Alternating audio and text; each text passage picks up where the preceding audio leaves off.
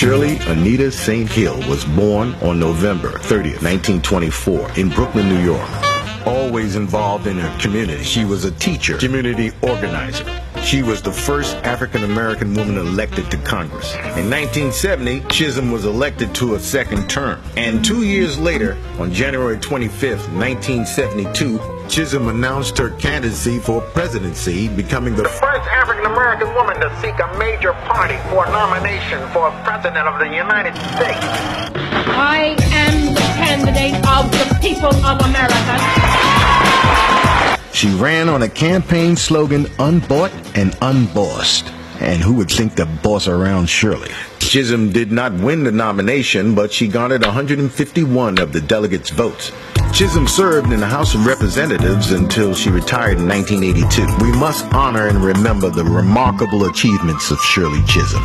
Freedom fighter, activist. Before there was a Barack or Hillary, leader of the women's movement, there was Shirley. To run for president of the United States. What made me decide was that I felt that the time had come when a black person or a female person could and should be president of these United States of America, not only white males. And I decided somebody had to get it started. Were you the first African-American? Yes, yes. Not only the first African-American woman, but the first African-American to run for president of the United States. That's right. Yes. And what I did, I felt that just about 4 years before, I had gone to the Congress as the first black person to be elected to the Congress, and I had gone on a number of speaking engagements through the country, and there was a fantastic development for me as an individual, and people were encouraging me, Miss Chisholm, you should run. You should run because you're a woman. We never had a woman president. You're black. We never had a black person for president. You speak Spanish. You have a lot of things, and you have a knowledge of the issues. Run. And that's what motivated me to make the bid. Yes, spurred me on. But I knew I would be in trouble because the moment that the announcement was made that I was going to make a bid for the presidency, all hell broke loose. All hell broke loose from black men, white men, Puerto Rican men. Hell broke loose. Yes. See, and I kind of expected it. I expected it. During that time when you ran for the president, it must have been absolutely chaotic. Oh, it was.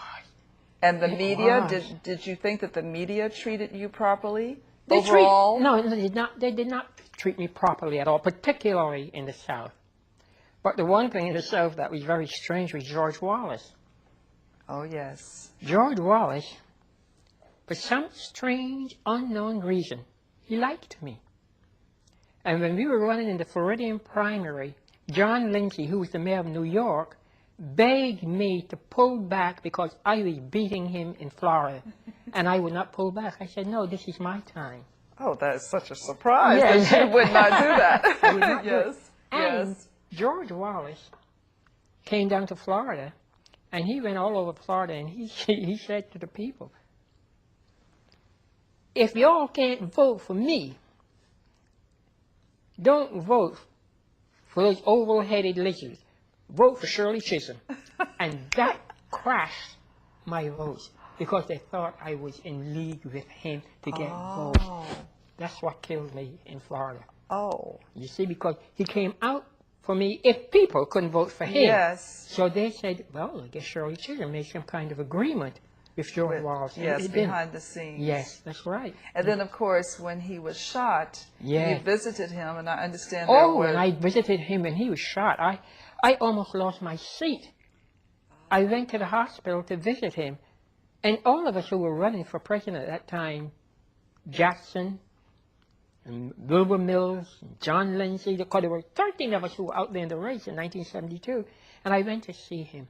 Oh my gosh, I knew that I was going to be thrown out of office. The people in my district came down on me like anything. And I had 2 big public forums, and I said, this is not the way we do it. And I had to lecture to them and let them know that I wouldn't want this to happen to anybody.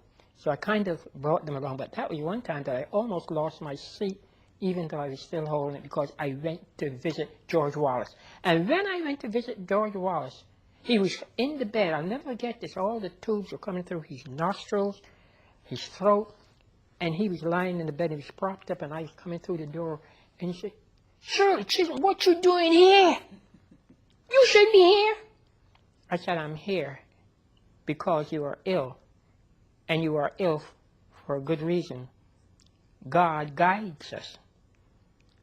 And he looked up, and I couldn't stay long because he was very ill, and the doctors told me, "Congresswoman, you have to leave him." And he held on to my hand so tightly. He didn't want me to go. But the platform is things that I was talking to you earlier about. Education. Education, better housing, paying attention to our health problems, that it's always the same Always thing. the same issues. Always the same. So it's an amazing thing that how it doesn't change. Yes. Welfare too, I suppose. Yes. Wow. It is awful, isn't it? Yes. However, there were some black men who supported you. Oh, yes. I understand the Rondellums and Parren Mitchell. At least, there were some very conscientious men in this group. There were some very conscientious, and these conscientious men, Rondellums and Parren Mitchell, they were trying to talk to their brothers and say, "Give her a chance. She has ability. She has talent. Shirley's no dummy." And they almost just told them, "Get lost." Yes. But how wonderful that they did that, despite the fact that most of their peers did not. Yes, that's right. Oh, hooray to them. What went through your mind as your name went into the nomination at the 1972 Democratic National Convention? Just when you heard your name. Well, I was embarrassed. I don't know what it was. But George Wallace's delegates, they jumped out of their seats and they were, "Go, Shirley, go." I couldn't understand this. That the Southerners, particularly from the state of Alabama, because the state of Alabama is seated right down front at the convention center. And they almost went wild and all the people from New York and Pennsylvania, they were like, "What's going on here? Shirley supporting them." I couldn't control it. For some reason, I'll never be able. I would like to understand this. Why the state of Alabama, led by George Wallace at that time, had good feelings, good vibes about me. It's very, very strange. That is. Yeah, very strange. You don't think it was a setup in any way, do you? No. To dilute your No, I don't think power. so. I don't think so. I don't know what it was. But they really... That must have been quite a sight to see these delegates from Alabama. I wanted to tell them, sit down. For the first 2 to 3 months, I was miserable. The gentlemen did not pay me any mind at all. When I would go to the lunchroom to eat, they would not sit at the same table as I did because I was a black woman. It was horrible. And I'll give you 2 little incidents that perhaps it shows you that I had a sense of humor about a lot of things. There was a little dining room beneath the house, the floor of the house, and that was the place where we could go to get a bite if we were going to have a long day. And I did not know that in that dining room the tables were designated to the different delegations. There was a table for New York, a table for Alabama, a table for... And I went one day to go down and sit at the table. Well, I sat at a table because nobody was sitting there. 10 chairs to the table.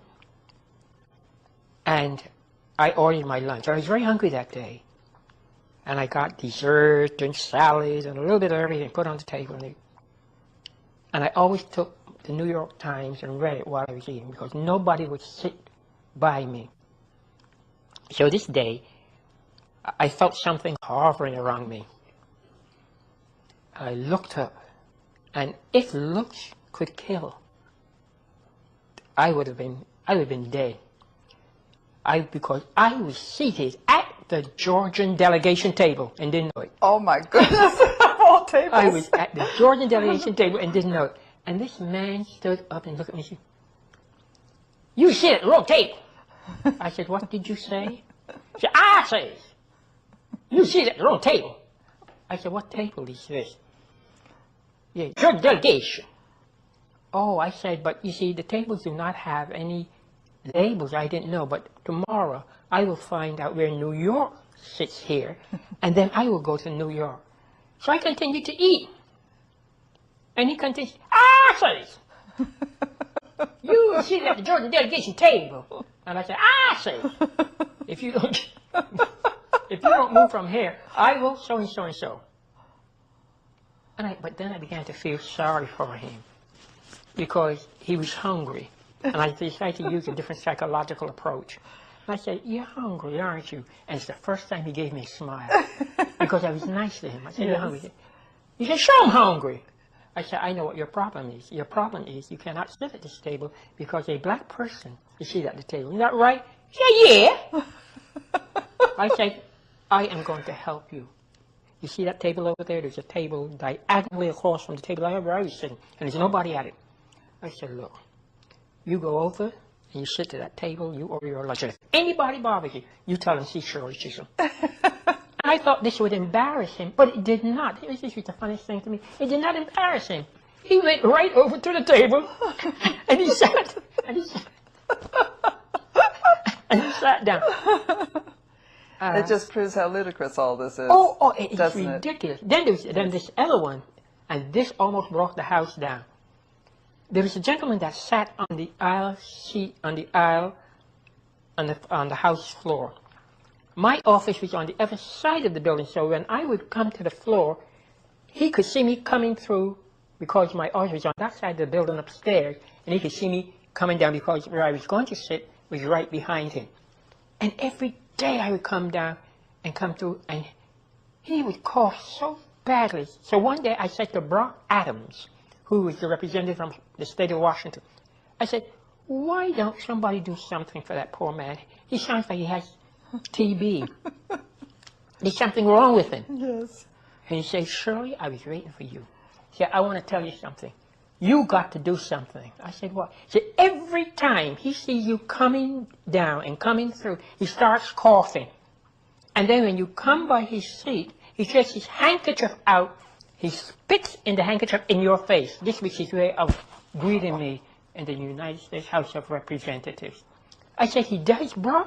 I said, I thought. He said, what are you going to do about it? I said, watch me tomorrow.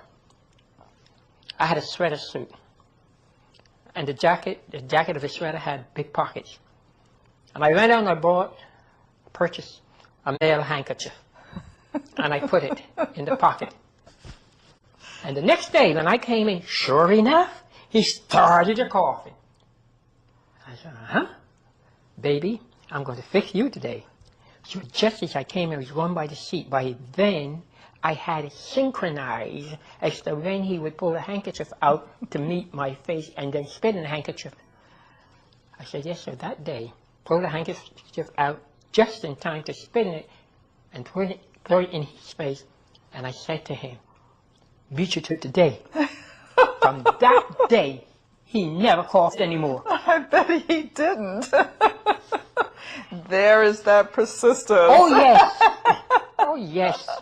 Mm-hmm. Yes, not putting up with nonsense. Yes, that's right. That's right, sure. And the men, I'll never forget, the men upstairs in the balcony, there were the newspaper men, and they saw this from upstairs in the balcony as I was coming in, and they almost toppled over the top. They roared, and the speaker had to pick there'll be order in this house. But you know, it sounds like you also had allies. Oh, yes. Because people were roaring, for example. Oh, yeah. And another thing. The house would be so boring at times that they'd do anything, to make, to have something. Sure, give it to you. Was it difficult to return to Congress after your campaign for president? No, it was not difficult. No? I became even more popular. More popular, More popular. Yeah, more popular. Was there any noticeable change in the way your colleagues treated you in Congress? Oh, yes. What happened? They treated me strange. They didn't realize I was so smart. In quotes. They were really, some of them approached me and said, you got a brain. I said, I've always had a brain.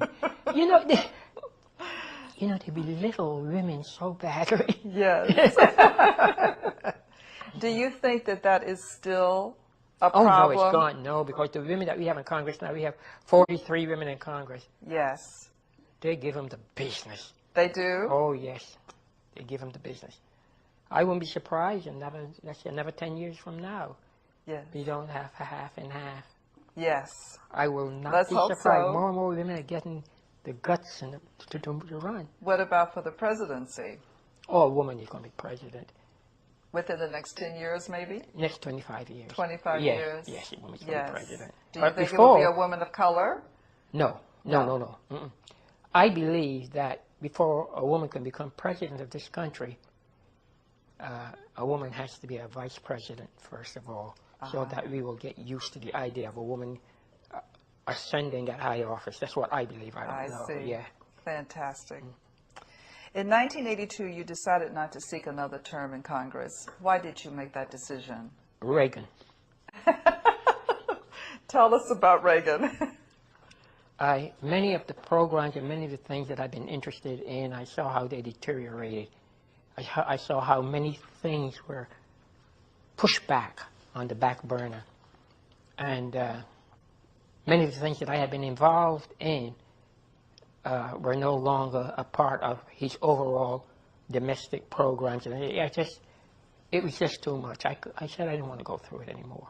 That was it. That was it. I had enough. Yes, that was it. Mm-hmm.